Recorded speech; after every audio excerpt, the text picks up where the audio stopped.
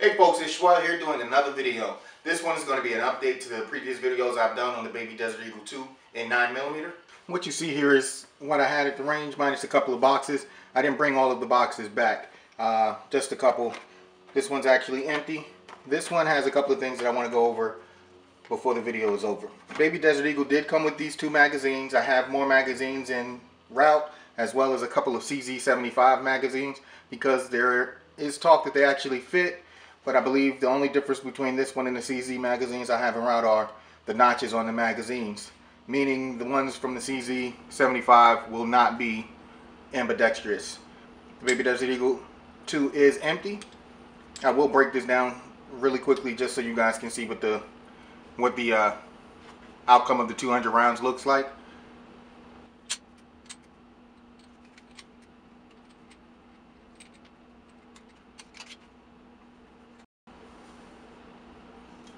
Try and give you a close-up of any of the buildup that we see in here.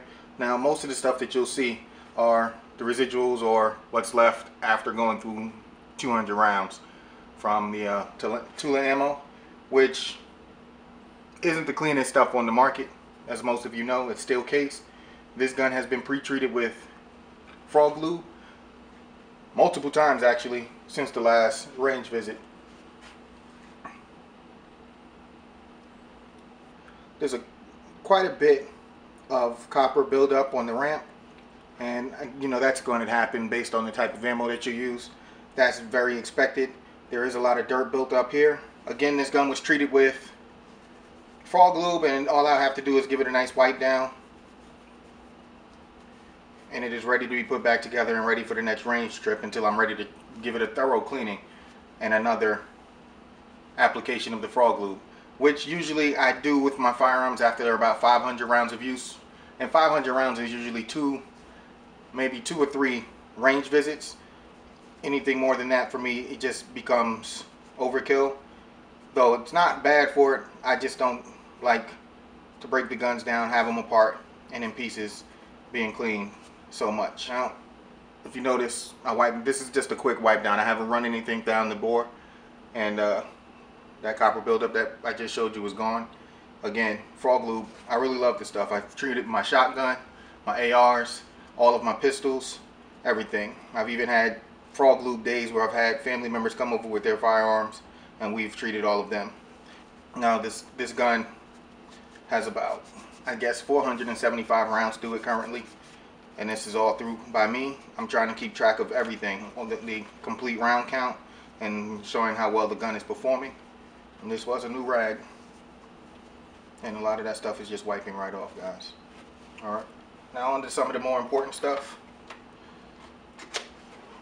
I can't say that firing this gun was problem free from the entire time. One of the big things that I still have to get used to is when the gun is operating in single action.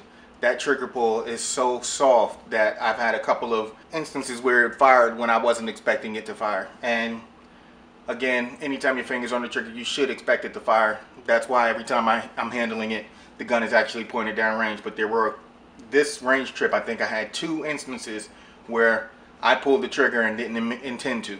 But my biggest concern or complaint or issue that I found with this firearm so far, the last range trip I had 3 failures to fire. This range trip I had 6.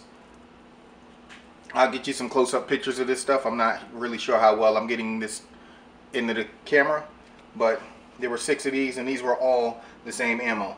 The last time I went, there was a mix of the types of ammo I was using. It was the Winchester, the Tula, so there wasn't a consistency there where I could say whether or not it was one type of ammo, one brand, or if it was the actual gun. This type of ammo isn't the most expensive, isn't the highest of quality, so I'll have to put quite a few more of these through the gun, as well as other rounds and other brands, just so that I can go through a process of elimination to see if it's the gun or if it's the ammunition itself. Hopefully I can lean towards the ammunition, and when everything recovers in the industry again, I'll be able to buy higher quality stuff for it. These 6, I did not run them through the gun a second time. Whenever I had the failure to fire, I ejected the round and put it to the side. I did not try and run them through a second time. The last time I went to the range, the 3 that failed to fire. I was able to run them through a second time and they did fire, but I did not want to do that this time because I wanted to show you guys what was going on with this range trip, and we'll see what happens the next time I go. I got a box of Winchester and a box of Remington sitting in wait, so the next range trip I'll be able to put at least 50 rounds of each of those through the gun and see if I'm still having the same malfunction or the same outcome. That hard primer situation is a little concerning to me because I've used the TulAmmo in the past quite a bit in all of my other platforms, and I've never experienced this before. But you know, you talk to a couple of the range officers and you talk to a couple of the other patrons, and they all say it more than likely the ammo. My experience in the past doesn't say that, doesn't back that up, because this is the first firearm, the first pistol that I've ever encountered this with, and I've shot quite a few and quite a bit in my lifetime, so for this to be the first time I am experiencing it, it's probably rare for someone to go this long and not see it in person, but we'll see. Again, I'm just going to keep pushing along, and hopefully I'll be able to make a decision or determination on what is causing it, whether it's the pistol and it needs to go back, or if it's just the type of ammunition. And it very may well be a combination of the two. This particular pistol may not like this ammo at all, and we'll see.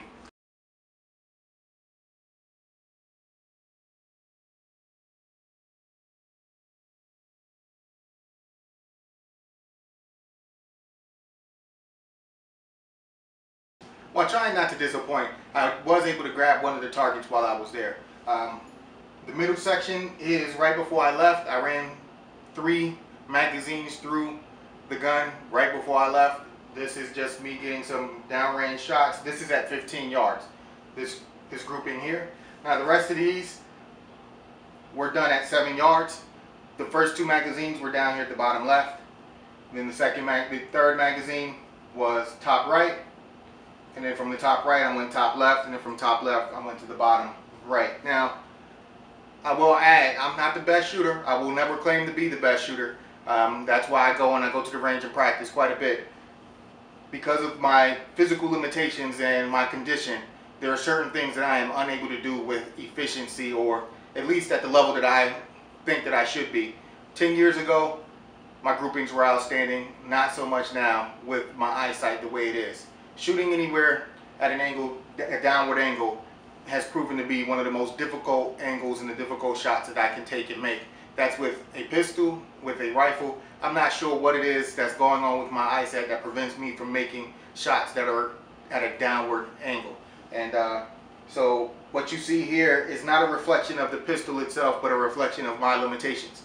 But this does give you an idea. Like I said, I'm not a great shot at all, but this does give you an idea of what an intermediate shooter can do with the Baby Desert Eagle 2 9mm.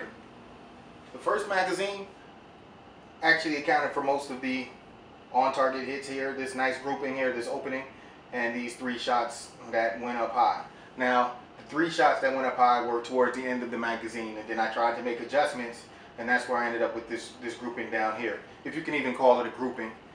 You start off a little consistent, and then you start making too many adjustments and outthinking yourself. But the gun did shoot where I pointed it, and that's what this is all about, is trying to get feedback on how accurate the gun is itself, but not how accurate the shooter is, because if that was the case, then I fail horribly. This grouping was just terrible on my part. Again, that downward angle, I just could not make adjustments. When I started to make adjustments, I was ending up with these. But if you notice, there are only 8 shots out of the 12 for this particular magazine. 4 of the hard primers happened on this grouping here. That one magazine had 4 of them. And again, I'm not really sure what's causing it. Only time will tell, in a different approach to some of my range visits. Magazine number 3 was probably the most consistent magazine that I went through as far as my performance is concerned, but the gun, for me, performed well. Now, I'm talking through all of this, but you guys can get a general idea of how consistent this firearm can be and how inconsistent the shooter can be. Magazine number 4 was quite consistent as well. The annotation says magazine number 4, TulAmmo at 7 yards, 1 flyer. That 1 flyer isn't actually a flyer, it's actually a hard primer. But again, I was trying to hit that diamond, made an adjustment toward the end, and that's where you get that one way down there at the bottom.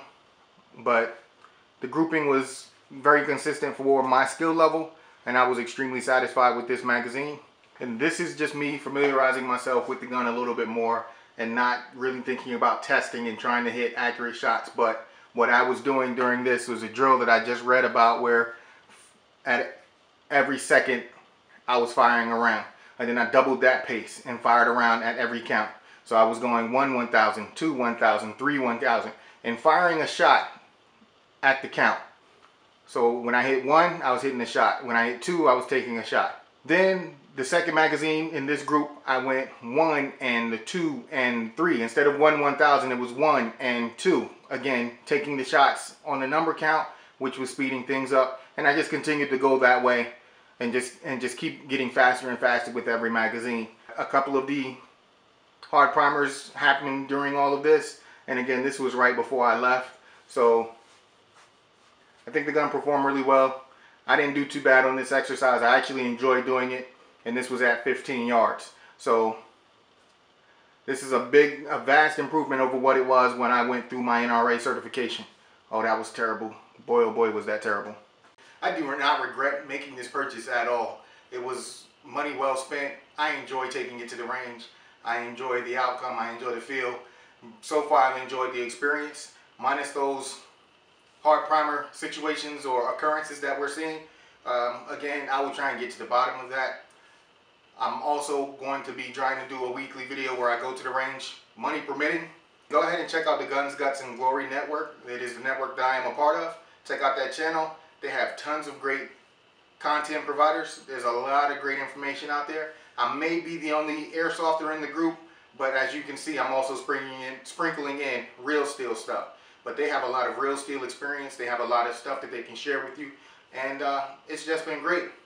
I hope you guys enjoyed this. I hope I'm not just making these videos just to make them, which honestly I am. I just need something to do, something that's going to get me out of the house, get me moving on through everything that I got going on. And I really do appreciate the support, and I appreciate you guys watching the channel.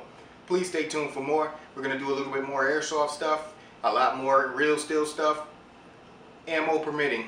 You know, that's the biggest thing these days, is getting ammo. Here in Central Florida, it's extremely hard, and when it's not hard, it's extremely expensive.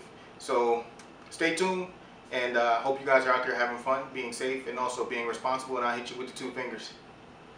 Later.